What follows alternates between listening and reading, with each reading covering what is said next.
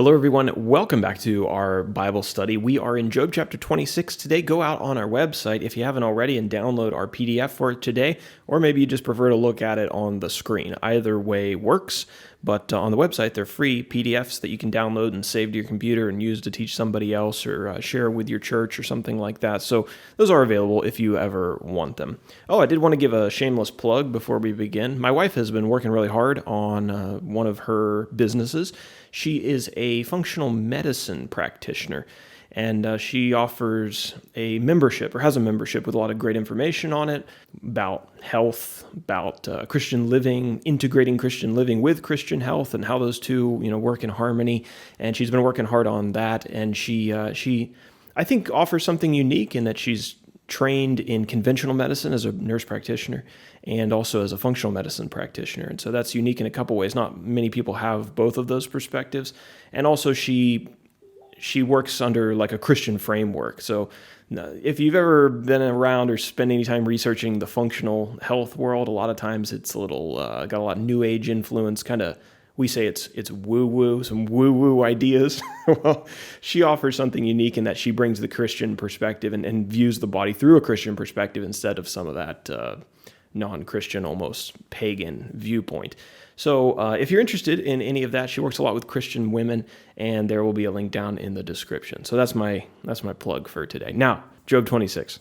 Okie dokie. We remain in the second section of the book of Job, chapters 3 through 37, the discussion between Job and his friends in regards to Job's suffering and why it's happening. And our characters are also going to remain the same. Job is going to be the key speaker in this chapter, but he's speaking to his three friends, Zophar, Bildad, and Eliphaz. So let's go over now. How many verses do we have in this chapter? We've got a total of 14, it looks like, and I've broken them down into two sections. So let's cover the first section, which is entitled Job's Sarcastic Response to Bildad, who you remember was speaking in the last chapter. Job's response to Bildad was, as I said, rather sarcastic. At least that's how I understand it. Job sarcastically said that Bildad had just helped him so much by repeating things that had already been stated like several times in the conversation. He says in verses 2 and 3, how you have helped him who has no power, how you have saved the arm that has no strength, how you have counseled him who has no wisdom, and plentifully declared sound knowledge. You remember in the last chapter, we talked about how Bildad didn't really bring anything new to the conversation, and Job's kind of calling him out for that here. Our second section is verses 5 through 14, Job's acknowledgement of God's power. So Bildad had briefly mentioned how powerful God was, and Job here is going to almost double up on that, confirming that, yeah, he agrees with all of that and more, not just that God has power over the physical world, but even beyond that.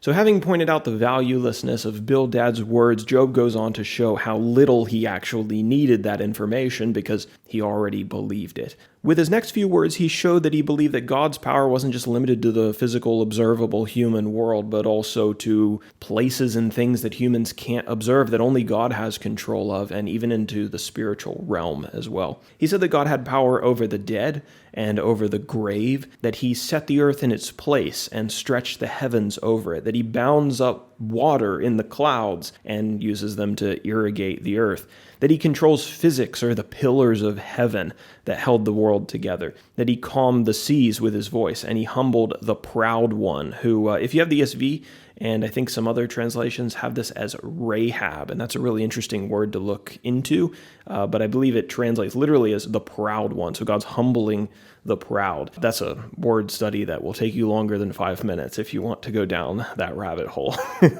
But I would encourage you to if you have time. Job admitted that these examples didn't even represent the half of God's power, and he says at the end of the chapter in verse 14, "Behold, these are but the outskirts of his ways, and how small a whisper do we hear of him, but the thunder of his power, who can understand?"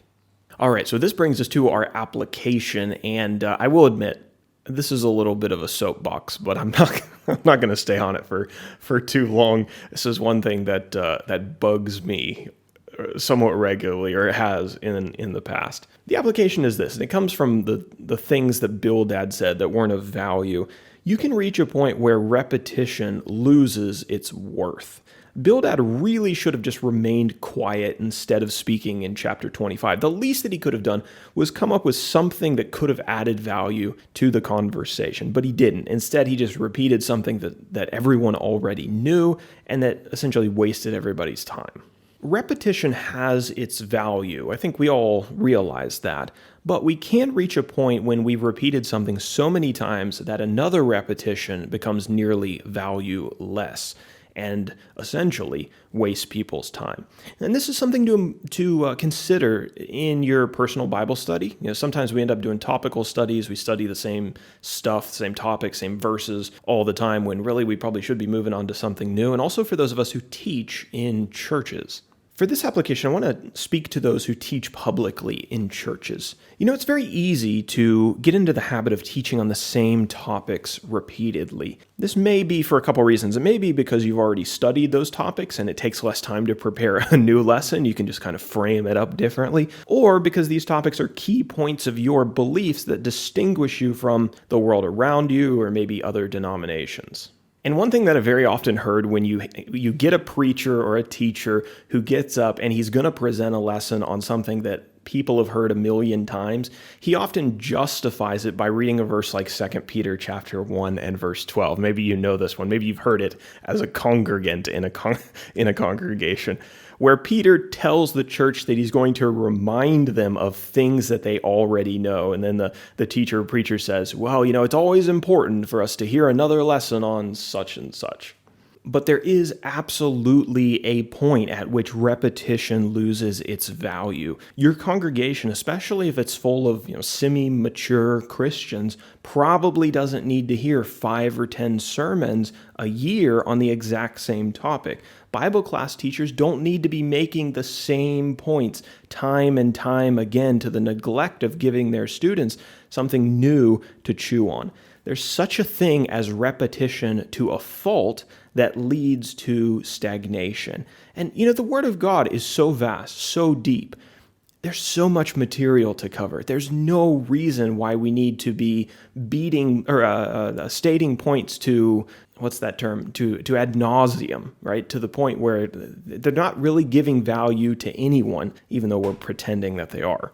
Please don't do what Bildad did and keep repeating the same things even after the repetitions have been exhausted of value. A good teacher knows when repetition is valuable versus when it's time to move on to other material. So yes, it's true that with his letter, Peter reminded the churches of some things that they already knew, but these were some things that he felt like were worth reinforcing and repeating. But there is no indication that he then followed up that letter with 10 more letters reminding them of the exact same thing. So, just something to keep in mind for those of us who teach.